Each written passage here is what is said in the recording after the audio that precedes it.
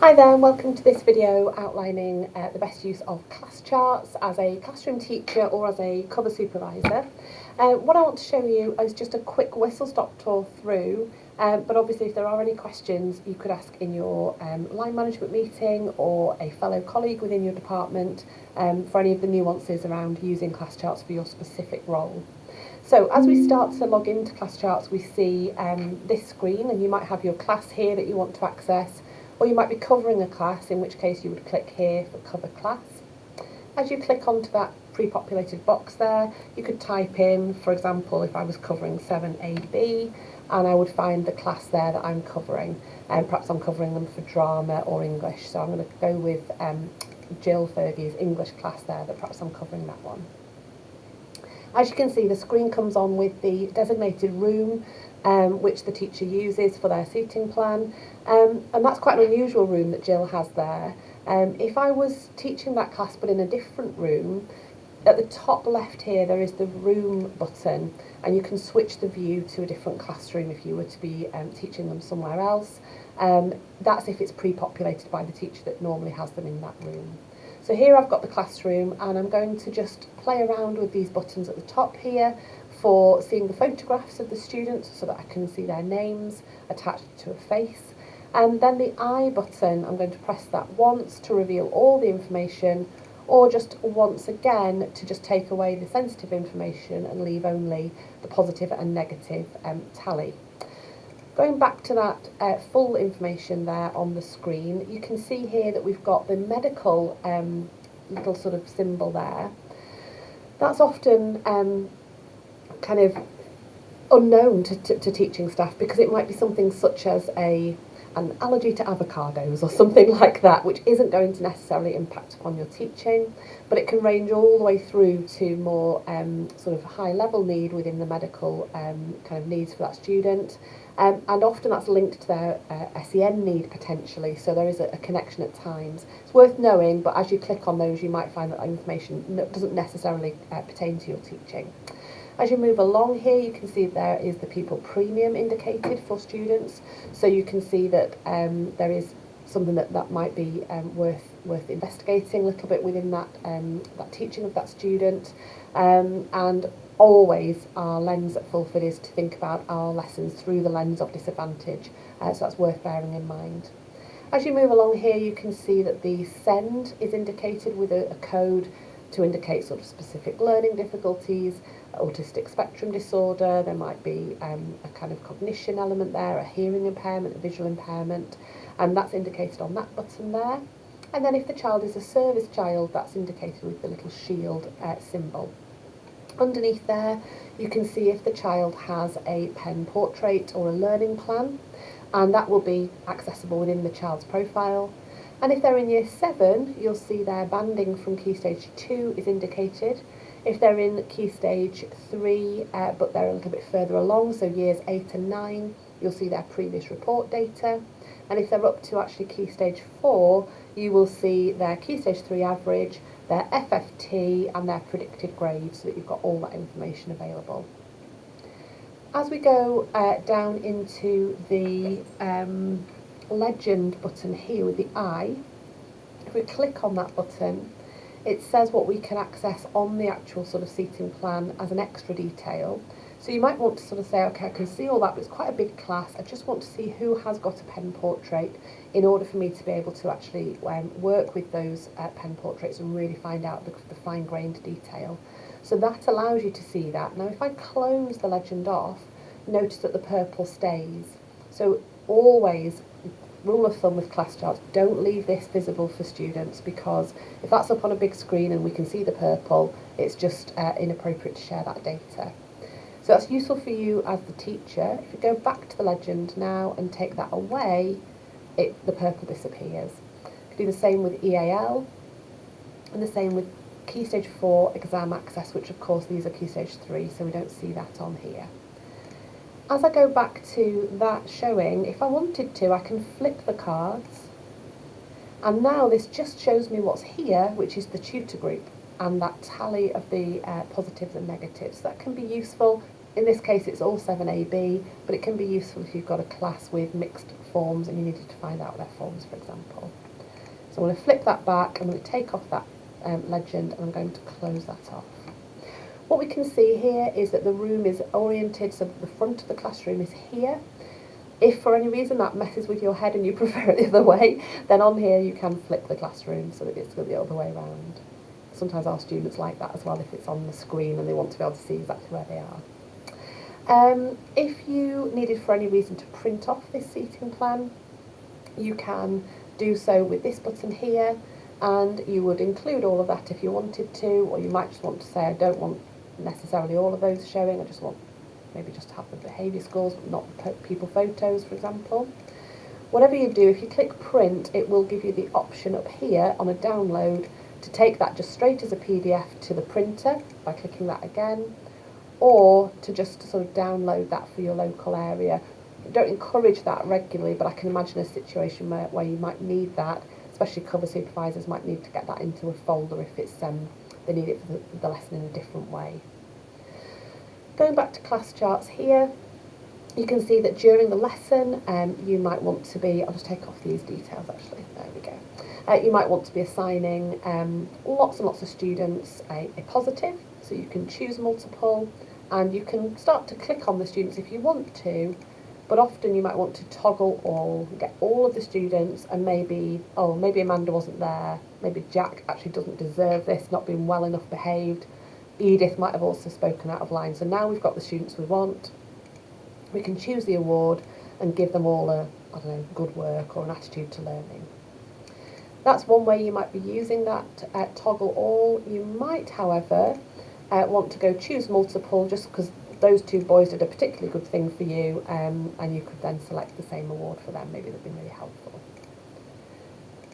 On here as well, we have across the grey sort of toggle the buttons here, we've got a random pupil generator, really nice one to use for kind of selecting students for cold call. Again, if you're going to have that on the screen to show them it really was you, Logan, who was chosen, make sure that none of that sensitive data is visible. Classroom teachers who are setting homework, that's the homework button there, and you've got the ability to create a homework from scratch here, but also to have a go at using the templates that might have been set up within your department area. So do speak to your curriculum leader about that one, because they are very, very distinctive for each particular subject area. But all teachers should be setting homework. That's where you can click in the title, you can put the time, the due date, describe the task for your students, and then make sure you do a couple of things. Click this button if you want them to upload homework. If they might do it in the case of maybe being late with their homework, always make sure that's clicked, because the odd student who might not bring the physical copy in but says, oh, I'll take a picture of it when I get home, that does need to be there to allow them to upload. And do make sure that when you are uploading files, you've chosen the file, but once it's populated in there, you must also click upload, otherwise it doesn't actually load onto there. And then you publish homework task at the bottom.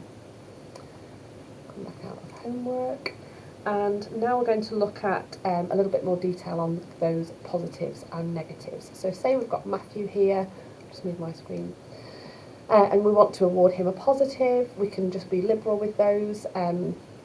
We won't want to be thinking about more than maybe a couple per lesson, but there are instances where that might be the case. And if we popped an attitude to learning, any positive that we give our students is going to have within it a chance to just give a bit of extra detail. So I'll show you how that works when you're just issuing them straight to the student.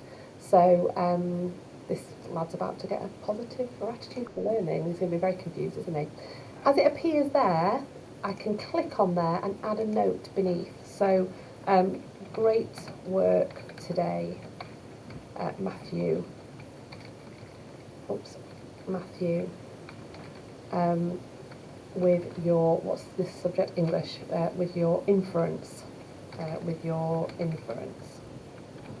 Now that is more personal, and it just gives that extra bit of flavour to those positives. It's not essential. You can absolutely just give Matthew a positive without it being an extra detail there. Now poor old Matthew, I'm going to ditch this comment. The whole thing was a mistake. I'm just going to press the delete, and that's fine. Okay, so yes, I want to remove that record. So if you did assign something by accident, two kids with the same name or something by error, that's a place that you can do that. It is also within the personal profile here that we see the medical and SEN, but I'm going to come back to that in a moment. Negatives on there, they're much more specific than the positives. Positives we can give good work or attitude to learning as we see fit, but the negatives really are for those specific transgressions. So if the student is rude, or if they're off task, or it's a disruption to your lesson. And these all count as that sort of, the stage 1 has been the verbal warning, stage 2 is this negative that you're issuing here. So by the time we've issued that first negative, perhaps it's for disruption, as they're carrying on, that's when we now need to start intervening with that stage 3 conversation in the corridor, or stage 4 removal as we escalate through. Again, any specific questions about the application of these, do speak to your colleagues, your line manager, or come and see myself or Stuart Copeland directly. Going back then to these pen portraits, so I'm going to go back now to see our students. So here we've got Jonash, and if we go into his SEN or medical information, there we've got the current pen portrait and the learning plan. They're both accessible to click on, gives me an indication of the kind of provisions he's had before as well.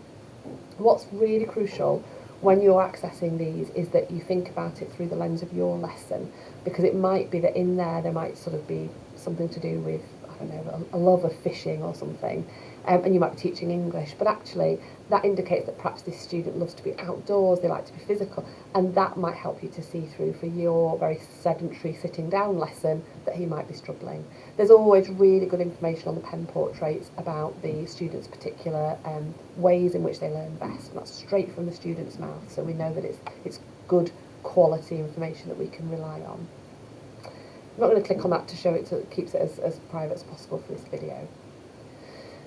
Right, looking at the last aspect then is when you are perhaps working with students outside of a classroom situation. If I go back to my main screen here, so this might be, for example, if you've come across a student in the corridor, good or bad, you've just encountered them for some reason and you want to issue a positive or a negative.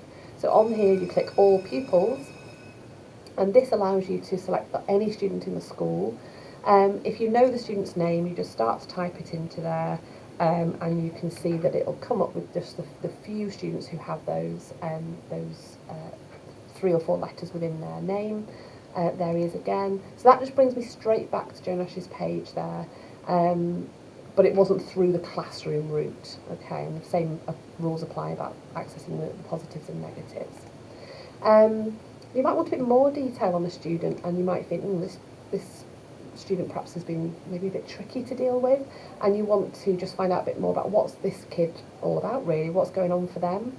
So you go in this case not to the all pupils but to the search in the top right there, and you would put again just a few initials would help with that, so you can click through, and you can see here it does look slightly different on this the way the names come up.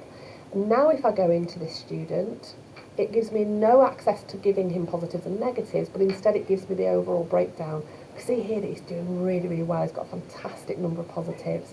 But the negatives are there, and several of them are for not following instructions or for just other random things. But it's interesting, isn't it, that if you're struggling with him not following instructions, that seems to be a pattern perhaps throughout his teaching. So it's worth knowing that, isn't it, because that's a more global perhaps issue.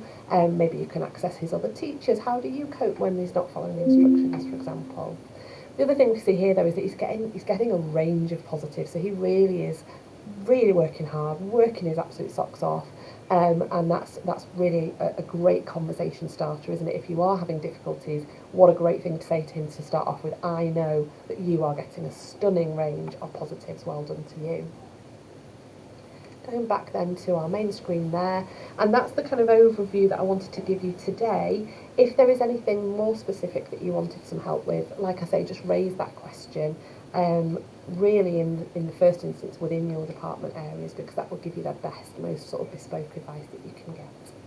Thank you for listening.